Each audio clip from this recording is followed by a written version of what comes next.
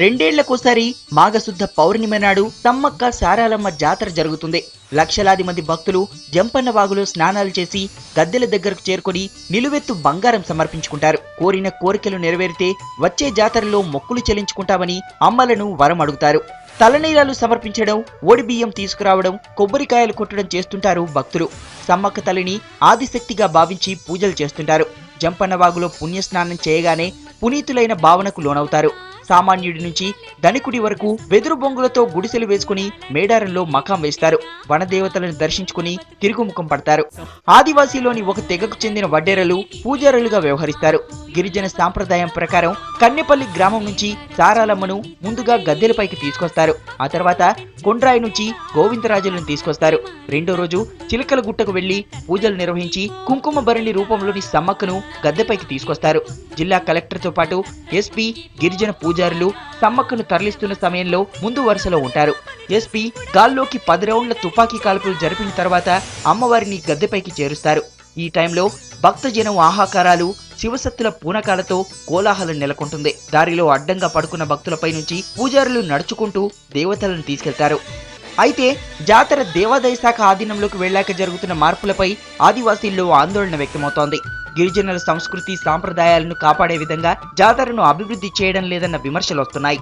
1994లో గిరిజనులు వ్యతిరేకించినప్పటికీ భక్తుల సౌకర్యం పేరుతో గద్దెల చుట్టూ ఇనుప కంచె ఏర్పాటు చేశారు. దీనిపై ఆదివాసీ సంఘాలు తీవ్ర వ్యతిరేకతను వ్యక్తం చేశాయి. గద్దెల దగ్గర డోమ్ల నిర్మాణానికి అధికార యంత్రాంగం ప్రయత్నించింది. అయితే గిరిజనుల నిరసనతో వెనక్కి తగ్గింది. మేడారంలో లడ్డు, పులిహోర సంస్కృతి పెరిగిపోయింది. బంగారమే మహాప్రసాదమైన జాతరలో ఏకంగా అమ్మ సన్నిధిలోనే లడ్డు, పులిహోర అమ్మకాలు జరగడం గిరిజన సంస్కృతి సాంప్రదాయాలను తొక్కేస్తున్నారన్న వాదనలకు బలం చేకూరుస్తోంది. పూజారుల మనోభావాలను పరిగణలోకి తీసుకుని విక్రయాలు జరిపించేందుకు అనుమతులు ఇచ్చినట్లు దేవాదాయ శాఖ అధికారులు చెప్తున్నారు. ఆధునికత పేరుతో చేస్తున్న మార్పులపై గిరిజనులు అనుమానాలు వ్యక్తం చేస్తున్నారు. రూపం లేని అమ్మలకు దేవాదాయ శాఖ అధికారులు రూపాలు కల్పించడం, ప్రచార సాధనాల్లోనూ వాటిని వినియోగిస్తుండడం కూడా విమర్శలకు దారితీసింది. పులి, జింకలపై సమ్మక్క సారాలమ్మ ఉన్నట్లుగా ఆలయం ముందు పరిసరాల్లోని ముఖద్వారాలపై బొమ్మలను చెక్కించడం, దేవాదాయ శాఖ విడుదల చేసిన ఆరాధన మాసపత్రికలోనూ ఇవే బొమ్మలు పెట్టడంపై గిరిజనులు ఆగ్రహం వ్యక్తం చేస్తున్నారు. గిరిజన సంస్కృతి సాంప్రదాయాలకు నిలువుటద్దంగా నిలవాల్సిన మేడారం జాతర తీరు మారుతూ వస్తుండడంపై గిరిజనులు ఆందోళన వ్యక్తం చేస్తున్నారు. ఓరుగల్లు అడవిలోని గిరిజన గూడెంలో పండుగ సందడి నెలకొంది. ఆదివాసీ దేవతలైన సమ్మక్క సారాలమ్మ జాతర హడావిడి ప్రారంభమైంది. రెండేళ్లకోసారి జరిగే గిరిజన కుంభమేళాకు కౌంట్ డౌన్ మొదలైంది. ఈ నెల 12 నుంచి 15 వరకు జాతర జరగనుంది. ఆసియా ఖండంలోనే అతిపెద్ద ఈ గిరిజన జాతరకు దేశం నలుమూలల నుంచి జనం తరలి వస్తున్నారు. వరంగల్కు 87 కిలోమీటర్ల దూరంలోని చిన్న కుగ్రామమైన మేడారం ఆ 4 రోజులు మహానగరంగా మారిపోతుంది. అరణ్యం జనారణ్యం అవుతుంది. జాతి, మత, కులాలకు అతీతంగా రోజు కొన్ని లక్షల మంది భక్తులు అమ్మవార్లను దర్శించుకుంటారు. నెల రోజుల ముందే మేడారానికి భక్తులు పోటెత్తారు.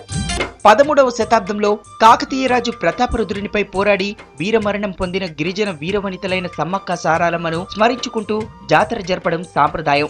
900 ఏళ్ల చరిత్ర కలిగిన ఈ జాతరను 1940 వరకు చిలకల గుట్టపై గిరిజనులు మాత్రమే జరుపుకునేవాళ్లు. ఆ తర్వాత భక్తుల సంఖ్య పెరగడంతో కొండ కింద నిర్వహించడం ప్రారంభించారు. అమ్మవార్ల చిహ్నంగా గద్దెలు ఏర్పాటు చేశారు. జాతర రోజు ఈ గద్దెలపైకి అమ్మవార్ల ప్రతిరూపాలుగా ఉన్న కుంకుమ భరణీలను తీసుకొస్తారు.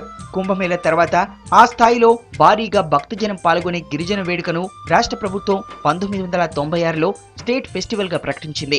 రాష్ట్రంతో పాటు మధ్యప్రదేశ్, ఛత్తీస్గఢ్, మహారాష్ట్ర, ఒడిశా నుంచి 1 కోటి మందికి పైగా భక్తులు తరలి వస్తారు. గతంలో ఎడ్ల బండ్లపై వెళ్లే ప్రజలు ఇప్పుడు బస్సుల సౌకర్యం పెరగడంతో నెల రోజుల ముందు నుంచే దర్శనం కోసం మేడారం వస్తున్నారు. ప్రస్తుతం మేడారం జాతర ప్రపంచవ్యాప్తంగా పాపులర్ అయింది. ఈ జాతరకు కోయా, గోండు, లంబాడాలు, మధ్యప్రదేశ్ నుంచి బీల్స్, రఫిస్తార్, ఒడిశా నుంచి సవర తెగలకు చెందిన గిరిజనులు వస్తారు. శ్రీకాకుళం, విజయనగరం, విశాఖపట్నం నుంచి గిరిజన బిడ్డలు తరలివచ్చి అమ్మవార్ల దర్శనం చేసుకుంటారు. దేశంలోని పలు రాష్ట్రాలకు చెందిన గిరిజనులు వేరువేరు ఆచారాలు, సంస్కృతులు ఉన్నప్పటికీ జాతరలో అందరూ ఒకే రకంగా అమ్మవార్లకు పూజలు చేస్తారు. ఇక చరిత్ర విషయానికొస్తే క్రీస్తు శకం 1260 నుంచి 1320 వరకు ఓరుగళ్లును కాకతీయరాజు ప్రతాపరుద్రుడు పాలించారు. ఆ కాలంలో మేడారం ప్రాంతం పగిడిద్దరాజు స్వాధీనంలో ఉండేది. 3-4 ఏళ్లు అనావృష్టి ఏర్పడడంతో కరువు వల్ల ప్రజలు కాకతీయరాజుకు పన్నులు కట్టలేకపోయారు. కప్పం వసూలు కాకపోవడంతో ఆగ్రహించిన ప్రతాపరుద్రుడు గిరిజన పడిగిద్దరాజులను అణిచివేయడానికి సైనికులను పంపారు. కాకతీయ రాజుకు గిరిజన పాలకులకు మధ్య జరిగిన భీకర పోరాటంలో పడిగిద్దరాజు, అతడి కుమార్తెలు నాగులమ్మ, సారాలమ్మ, అల్లుడు గోవిందరాజు వీరమరణం పొందారు. సమ్మక్క కుమారుడు జంపన్న సంపెంగ వాగులో దూకి ఆత్మహత్య చేసుకున్నాడు. దీంతో సంపెంగ వాగు జంపన్న వాగుగా మారింది. భర్త, కొడుకు, కుమార్తెలు మరణించారన్న వార్త విన్న సమ్మక్క కాకతీయ రాజుపై కత్తి దూసింది. అపర ఖాళీగా విజృంభించింది. ఈటెలు, బల్లాలతో కాకతీయ సైన్యాలను తెగ నరికింది. ఓటమి తప్పదని గ్రహించిన కాకతీయ సైనికులు వెనుక నుంచి బళ్లెంతో పొడిచారు. శత్రువు దొంగ దెబ్బకు తీవ్రంగా గాయపడిన ఆమె యుద్ధభూమి నుంచి మేడారం దగ్గరలోని చిలకలగుట్ట వైపు వెళ్తూ అదృశ్యమైంది. అప్పటి నుంచి కోయదొరలు ఆమె తిరిగి వస్తుందన్న ఆశతో ఎదురు చూస్తున్నారు. ఒకరోజు ఆకాశం నుంచి గిరిజన పెద్దలకు సమ్మక్క మాటలు వినిపించాయి. మాయా మంత్రాలతో సాధించిన రాజ్యం వీరభోజ్యం కాదని, ఈ గడ్డపై పుట్టిన ప్రతి వ్యక్తి వీరుడిగానే రాజ్యాన్ని సంపాదించాలని చెప్పారామె. అప్పటి నుంచి సమ్మక్కను దేవతగా కొలుస్తూ 2 ఏళ్లకోసారి జాతర నిర్వహిస్తున్నారు. భక్తితో అమ్మవారిని అడిగితే కోరికలు నెరవేరుస్తుందని గిరిజనుల నమ్మకం.